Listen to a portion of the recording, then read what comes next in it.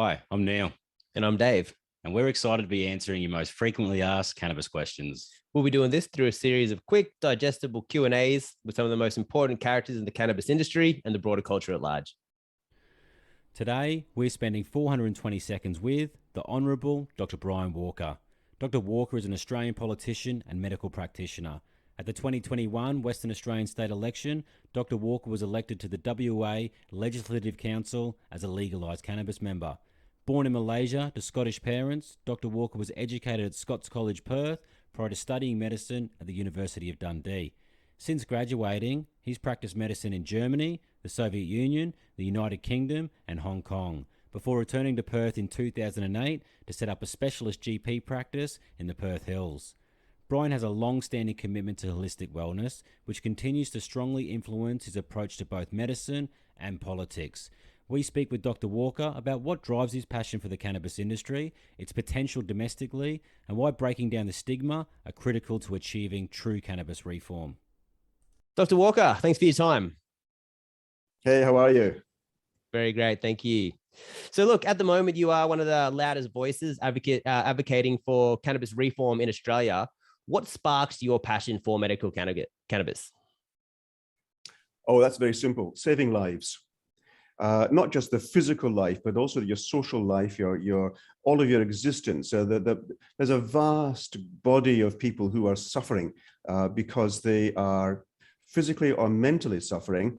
And cannabis is a very good, not the only substance, but the very good substance which can help people. So denying people access to this life-saving substance is, I think, a crime.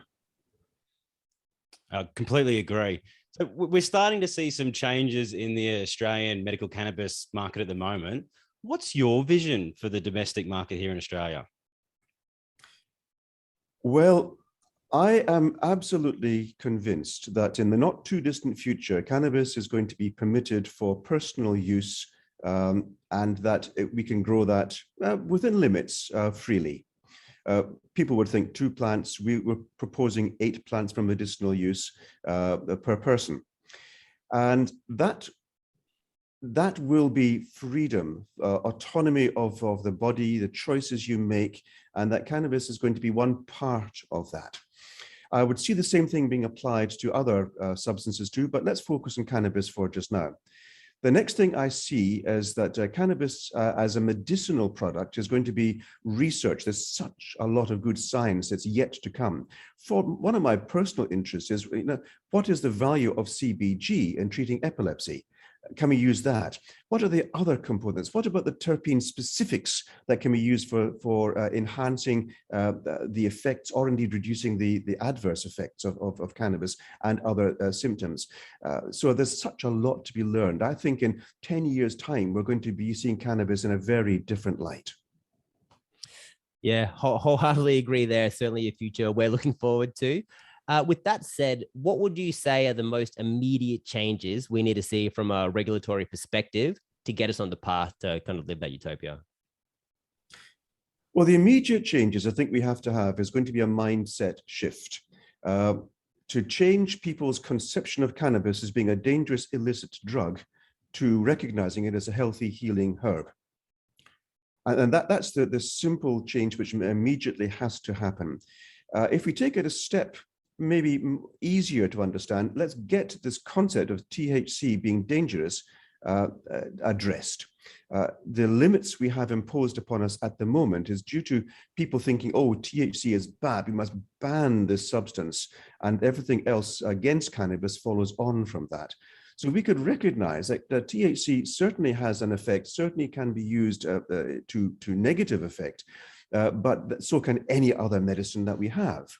So accepting THC as being the normal part of pharmacopoeia and not something which is abnormal. And if we can get that done, then we can maybe begin to looking at how do we regulate cannabis as part of a normal part of our lives.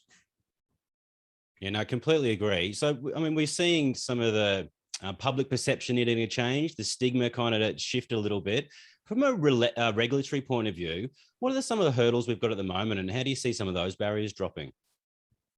Or the biggest hurdle, I think, is ignorance, institutional ignorance. The second thing is going to be the civil servants who underpin government. They have a status quo mentality. We'll keep things the same because they've always been this way. It's a safe thing to do. Any change is going to be fraught with danger.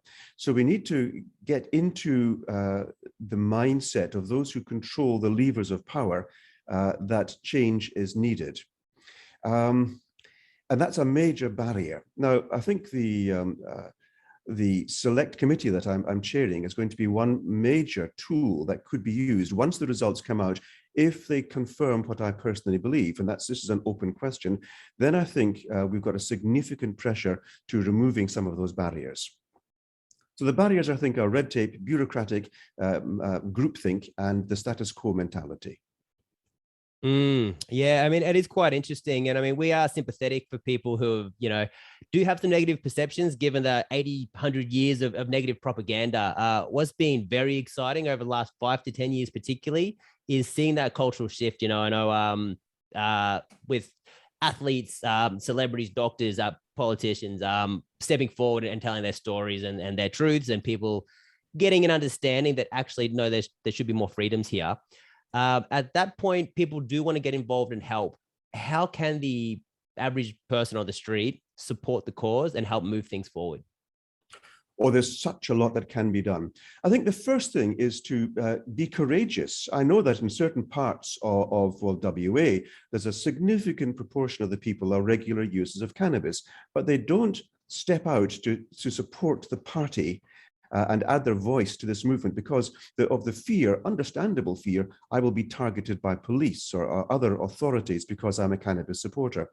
So I think it's a time to call for courage. Stand up. Make your voice known, join the movement, speak about cannabis. I find that in Parliament, for example, we have now normalized cannabis. When we mention cannabis in Parliament, no one bats an eyelid. There's no funny sideways glances anymore because we're sensible people, we're scientific people, and we can mention cannabis as such. And so in Parliament, this stigma has gone down a lot and acceptance is there. Let's make this happen in the public as well. This idea that, oh, you're taking cannabis, but you're taking alcohol, which is safer. So that public debate we need to have. Which do you prefer? Do you want to get cooked on alcohol and have a fight or beat up your partner because you're alcoholized? Or would you rather a safer drug, which does better for you than alcohol? Which of those two is the more sensible to do? Have a conversation about that and just get the realities out there. Because you see, what we're dealing with is 80 years of negative propaganda has affected the mindset of the population. And it's a perception, and it's a wrong perception. So we need to really work at the general public getting out there to put their voices out there and make it very, very clear this is no longer tolerable. It's a little bit like, if you want to compare this with the conception of is homosexuality a problem or not? Now, when I was a young man, you didn't dare mention that if you had these tendencies, you were ostracized, you were beaten, there's a lot of bad things happened. No, it's a very different thing. The same thing has to happen with cannabis. Dr. Brian Walker, we support you and all that you do. Thanks for your time. Thank you indeed for all the work you do. More power to you.